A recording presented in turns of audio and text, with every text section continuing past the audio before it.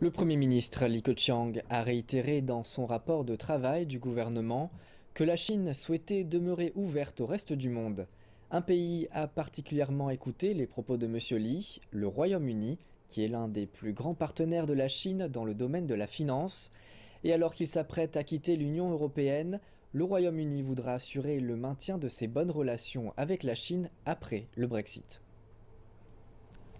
Une contribution de 30% à la croissance de l'économie mondiale.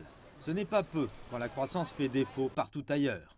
La Chine a maintenu la croissance mondiale pratiquement à elle seule depuis 2008, même si sa propre croissance à elle, interne, a ralenti. La croissance a ralenti pour passer à 6,5%, mais l'an dernier, grâce à la production chinoise, le PIB en plus était plus important qu'il n'était il y a des années quand la Chine faisait 10% de croissance.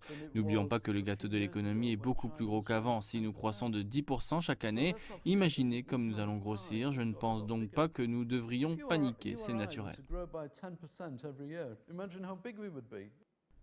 Mais aucun pays ne peut se permettre d'ignorer les défis de l'économie mondiale, même pas la Chine.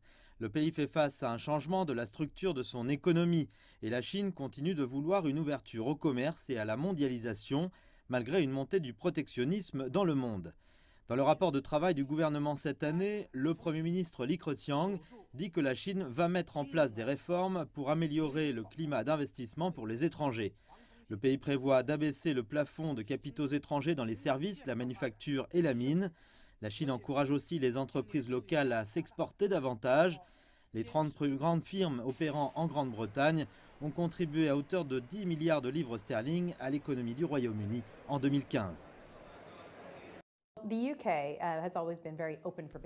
Le Royaume-Uni a toujours été ouvert aux affaires et il salue les investissements chinois dans tous les secteurs ici.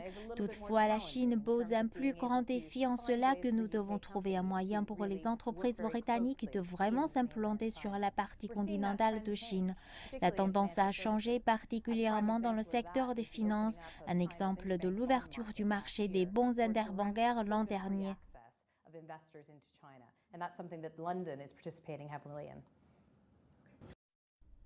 La Chine et la Grande-Bretagne se complètent dans les domaines de la finance et des services. Mais les institutions financières européennes quittent le pays et les institutions chinoises pourraient remplir ce vide laissé par les entreprises européennes.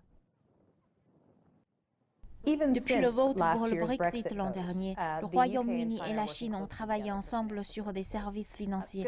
Un bon exemple de cela est l'ouverture de la première branche de China Life ici dans la ville, ainsi que la Banque des communications en novembre l'an dernier. Cela montre réellement une croissance continue entre les deux pays et je suis sûre que ça va continuer comme ça.